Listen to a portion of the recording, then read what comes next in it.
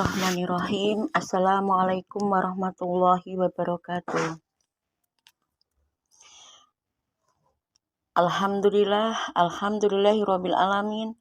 Wassalatu wassalamu ala asrofil anbiya'i wal mursalin wa ala alihi washabbihi ajmain. Amma ba'd. Pemerataan dan pertumbuhan yang adil. Saudara-saudaraku yang beriman,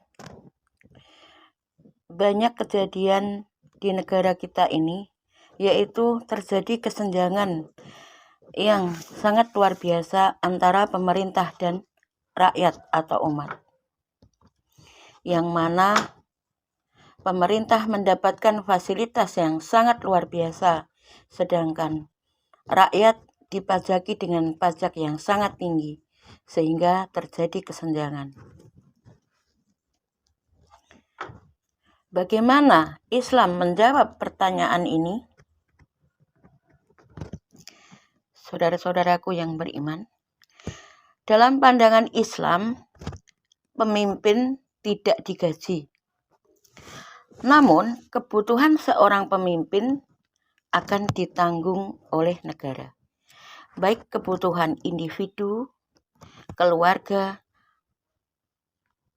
maupun kebutuhan dalam menunaikan tugas sebagai seorang pemimpin. Maka semua itu akan ditanggung oleh negara dan diambilkan dari khas negara atau APBN.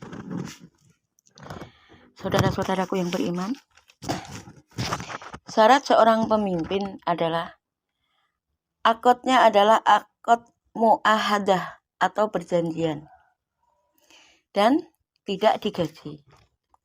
2. Tidak boleh bekerja kecuali sebagai seorang pemimpin umat, yaitu menjalankan tugasnya untuk melayani umat dalam menyelesaikan permasalahan-permasalahan yang terjadi di negeri ini. Ketiga, kebutuhannya ditanggung oleh negara. Yang keempat, pengontrol sebagai seorang pemimpin adalah Al-Quran dan Al-Hadis yang nanti akan dimintain pertanggungjawabannya di akhirat. Selanjutnya, setelah menjadi seorang pemimpin, maka harus berhenti dari pekerjaan. Contoh, Umar bin Khattab setelah diangkat menjadi seorang khalifah atau pemimpin, beliau berhenti dari pekerjaan dan mendapatkan ganti atau imam. Kalau seorang pemimpin mendapatkan ganti atau imam, bagaimana dengan rakyat? Saudara-saudaraku yang beriman, seorang pemimpin adalah pelayan yang melayani seluruh umat atau rakyat, baik yang beragama Islam atau yang beragama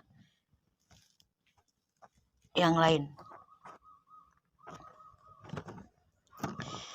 Bagi warga negara yang tidak mampu, maka kebutuhannya ditanggung oleh negara sesuai dengan kebutuhan pokok, yaitu pangan, sandang, dan papan.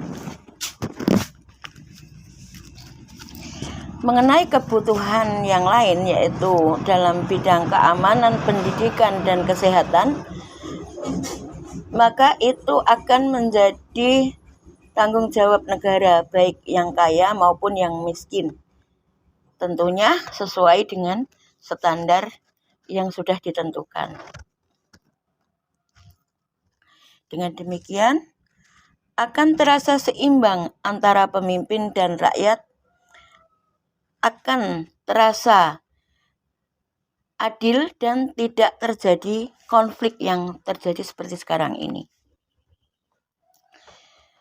Saudara-saudaraku yang beriman, demikian yang dapat saya sampaikan. Semoga segera didatangkan seorang pemimpin yang amanah, yang bisa membawa keberkahan dalam negeri ini. Amin. Demikian yang dapat saya sampaikan. Ada benarnya datangnya dari Allah Subhanahu wa Ta'ala, ada salahnya datangnya dari kekhilafan diri saya pribadi dan mohon untuk dimaafkan. Subhanaka Allahumma wa bihamdika asyhadu alla ilaha illa anta astaghfiruka wa atubu ilaik. Wassalamualaikum warahmatullahi wabarakatuh.